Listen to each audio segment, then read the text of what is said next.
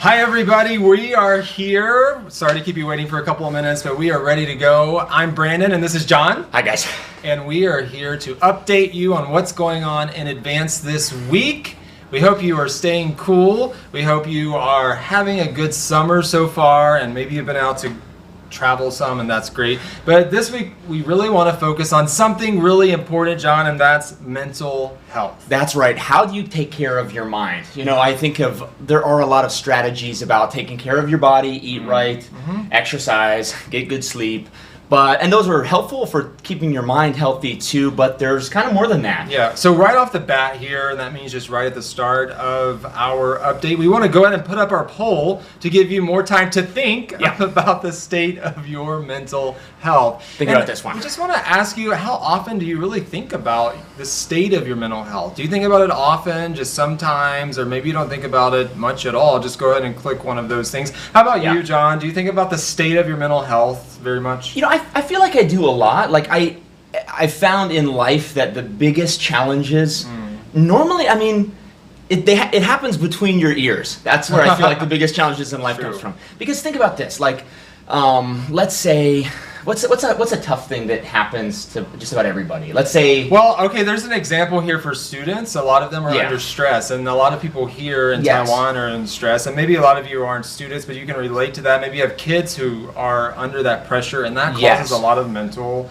problems. I think that's a perfect example. Like, you've got a huge stressful test or job interview, you've got some big thing coming up, and I found that there are times when I handle that situation really poorly, like the stress gets to me, I start getting snappy at my friends, and just, you know, the stress produces bad stuff in my life.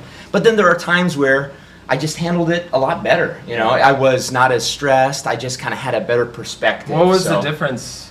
Well, I mean, that's a good question. I think, for me, again, I'm a Christian, I believe in God, so I think the times when I really just trusted God and was at peace that God had already planned the end of that. He already knew my future and cared about me. That was really helpful in those seasons. That's a really good point, John. It doesn't mean that you just didn't prepare at all, right? No. So you're still preparing, but you know the end result really isn't up to you. Yes, and even if things don't go as well as I would have hoped, there's still a big picture and things will be okay. So prepare, but know that you are not in control, basically, of your life. We're not really in control, even though we think we are. I mean, you know, the other day, John, I was waiting on the sidewalk, and I almost just stepped right out in front of a car without thinking, because of the particular street. I've been there. I don't know. It's like, oh man, I could have just died in that second. So we're not in control of our lives as much as we think we are. But mental health is important. A lot of us are under pressure. And I like that it talks about in our article right at the beginning, it talks about the crushing pressure on students to perform. And we can relate to that in our jobs as well. It's like we are never finished. We always have to strive for more. And that is sort of true, but I think we can look at it differently. And we don't have to stake our identity on our performance. Definitely. Yeah, how we see ourselves is really important. And for young people especially, the article talks about teen suicide. Suicide is when you kill yourself because you just can't take it anymore. And I think rates of that are going up, at least in the US, for young people.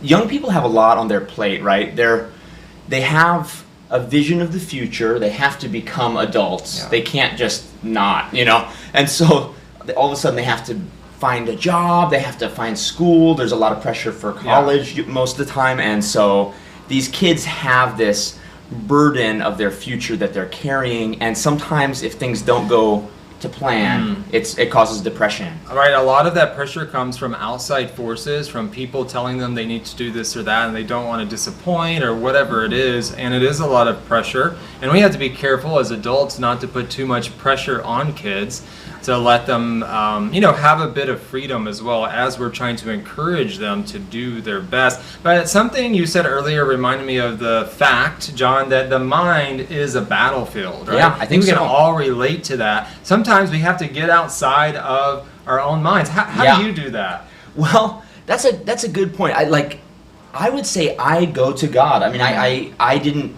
make a decision to come into the world. You know, I didn't like plan out my life beforehand, but I believe God put me here for a purpose, put you here, put you here.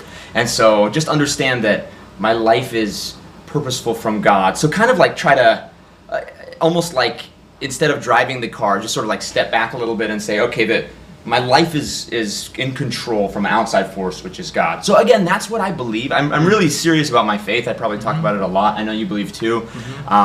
And I hope that can help you too, but I'd be interested to hear what you guys think as well. So chime in, let us know your thoughts about what you do to kind of take care of your mental health. I think one thing to keep in mind is to be quiet, like be silent and like give yourself space to like think through things and also kind of work through those things. Sometimes we're looking at all of the things at once and we're overwhelmed, but we just need to take things one step at a time. And also, you know, we've talked about mentors and that sort of thing in advance a lot. We can have people who can speak into our lives and help us get outside of our own heads. It's really helpful. And having that other perspective is helpful, or just when we're thinking about what's going on in our mind, ask yourself this question.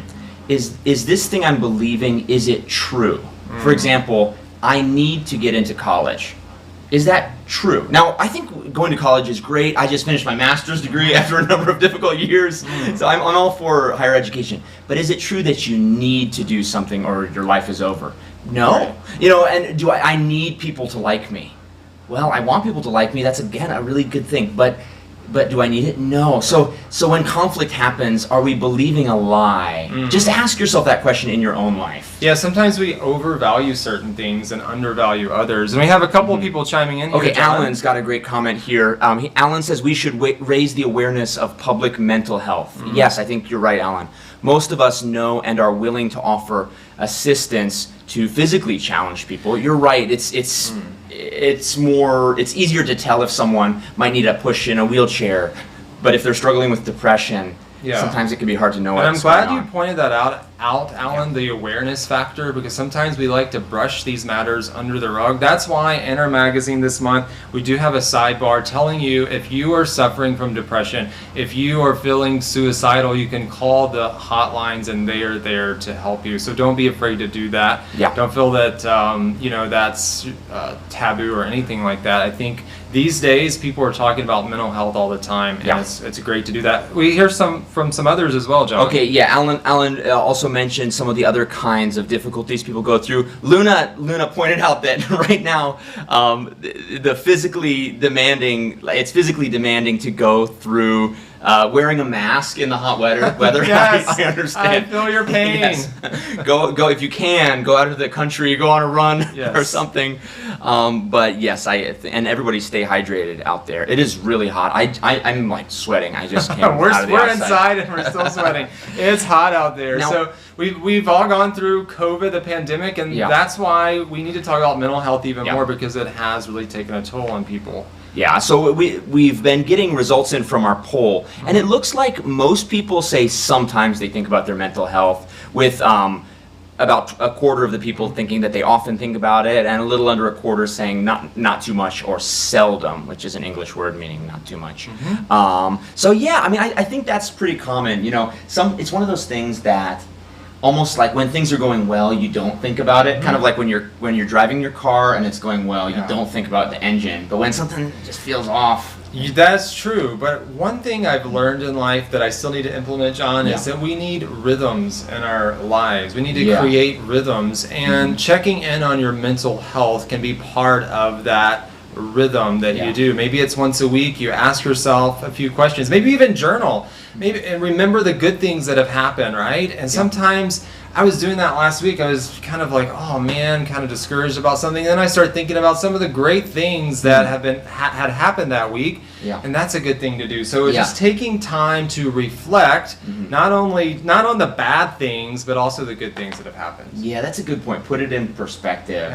And so the article has a lot of other, it goes into a little bit more depth on how especially in, I think, Palo Alto, California, there's this crisis for mental health. It's called Alcove, right? And they've had these different centers, especially for teenagers. And so I think that's a great way to help those teenagers feel comfortable talking about mental health. Yeah, as a teenager, it's hard, right? Because you're in this stage where you're kind of leaving your parents. Not that you are literally leaving them, but you're becoming your own adult. And so having an adult you can speak to can be difficult, especially if you don't want to talk to your parents, you don't want them to know too much, you're trying to be independent. So for teenagers, having healthy resources, adults that they can trust that will steer them in the right direction. And also there are counselors who are willing to help, and it's just a matter of stepping out and doing that and not feeling bad about that. There's no reason to feel bad. Well, let's get to our question of the week before we go today. If you have any other questions for us or want to chime in before we go, be sure to do that now. But let's get to our question of the week. If you're watching this later, you can answer it as well. Yes. It's which area of your health do you want to focus on more? Is it physical, mental, or emotional health, and why is that?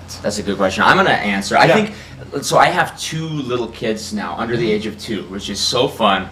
And I think like having a right emotional response, especially when I'm tired. I don't know about you guys, but that's hard. When you're tired, it's easier to just be grumpy or to, it's hard to function. You have very little bandwidth left. Yeah, right? You're just trying to get things done, and it can.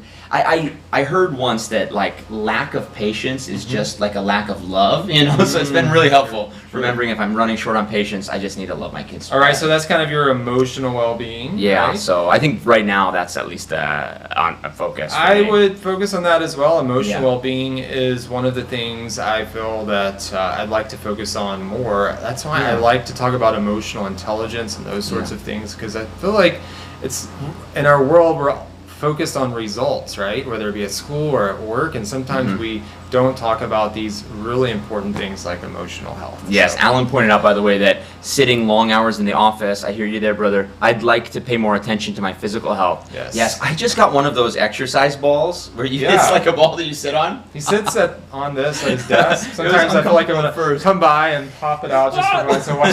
So if I have a cast next time, it's his fault. Well, we love you guys. Thanks for joining us. Please subscribe, and we appreciate the viewership. Oh, that's right. Please subscribe. We're almost to 10,000 subscribers, so be sure to subscribe for that. We have some important news coming up later, but be sure to go ahead and subscribe, and you'll get involved in that. I am subscribed, so make sure you subscribe. We just need like 50 more people to go and subscribe, so be sure to tell your friends, and we have some important announcements coming up later, so be sure to do that. Thank you guys for watching. Thank you guys. We'll see you next week right here at 1 o'clock on Monday. Adios. Bye.